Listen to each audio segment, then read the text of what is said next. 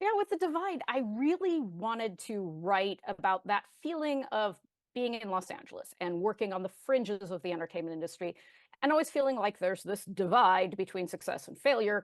And that dividing line is so important, but seems so arbitrary. And I was, always on the wrong side of it, and my friends were having a great deal of success.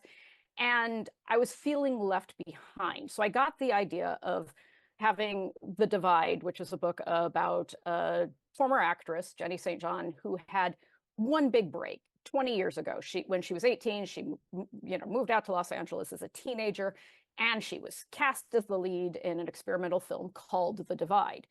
And the film was never released. The production company lost funding, but the director went on to become very famous, and she just sank into obscurity. So when we catch up with her in the present day, she's struggling to make ends meet. She's working as a psychic life coach, and it's a scam. She's not psychic. The well-known director of The Divide is murdered, and it turns out that his wife, who's a well-known artist, looks exactly like Jenny. And in fact, she has a name that's kind of similar to Jenny. Jenny St. John, and the actress is Jenna Santos. And in fact, she's kind of told everyone throughout the years that she's the one who starred in The Divide, because nobody knows who Jenny St. John is. And she's like, yeah, I changed my name. I did that. It was early in my career. I had this one thing where I was an actress, which is just a complete lie. The director's been murdered and the wife has disappeared, and she's the chief suspect. And the police originally think that maybe Jenny, who looks exactly like the missing Jenna, is the same person. And so they kind of bring her into this investigation.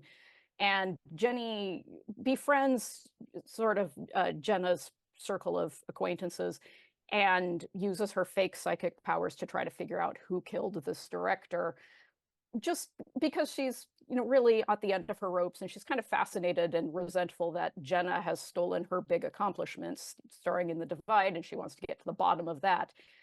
And while she's looking into this murder and into the disappearance of the wife, her doppelganger, she starts uncovering really dark secrets about her past, which, not getting too precise about that, but I just really wanted to do sort of this Hollywood noir. Like, I read a lot of Raymond Chandler, and I really wanted to get into that idea of the dark side of Hollywood. Jenny first gets kind of sucked into this when she meets at a gallery featuring the works of this artist who is her doppelganger. She meets a character named Boots, which is Elizabeth, but she's an Oscar-winning actress who has turned into sort of a wellness guru who has an empire of beauty products and anti-aging products now that she's turned 50 and has sort of pivoted into that. And she's Boots is a very smart woman, but she's also kind of susceptible to, I find that the wellness industry often crosses over into kind of the new age industry. And so because Jenny is a psychic life coach, she brings Jenny into her circle of friends to kind of find out what happened to her friend Jenna, why she disappeared, and who murdered this director. And her circle of friends include a Korean pop star, or a kind of a would-be Korean pop star who's, during the pandemic, he's the current boyfriend of the missing artist, Jenna. During the pandemic, he found an online career doing like sort of the equivalent of TikTok videos, but he's much, much younger than Jenny and Jenna and Boots. He's like 25.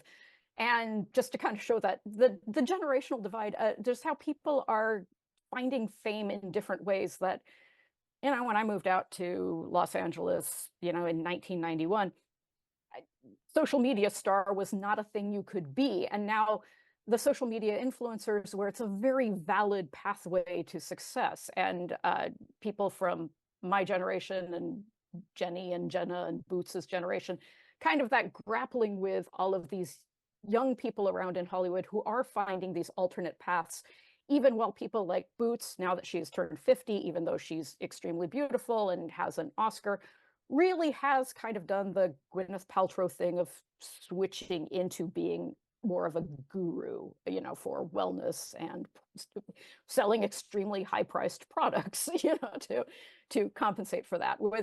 just the sort of the way Hollywood remains the same, but also shifts over time. But in the circle of friends, of course, one of them is a murderer, and Jenny has to figure out which one.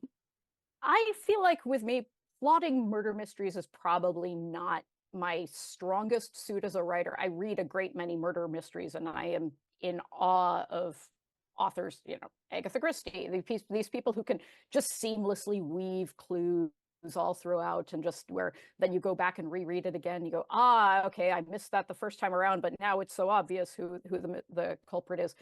And for me, I find that an extremely difficult part of mystery writing. With like my first draft usually has no clues dropped early on, and then I have to go through and add, little indications that would help point a reader towards the correct path. But I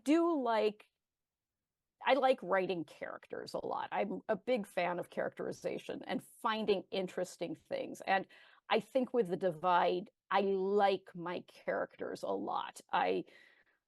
They're nobody's based like a one-to-one comparison on people I know in real life, but you draw little things out of people you've seen or people you've met or people and kind of do a hodgepodge of characters, and you come up with a person who doesn't exist, but if you've done it right on the page, it seems like this is a real person. And hopefully I've done it right with The Divide, but at least for my own personal sake, I really like these characters, and while writing it, I enjoyed spending time with them. Now, that one I did know from the start, but over the time, the killer's motivations changed considerably, and I think I had kind of an idea in my head that in like the first draft form wasn't particularly good or resonant, and now I think I have turned him into a much stronger and more sympathetic character, and the climax makes a great deal of sense now in its final form. But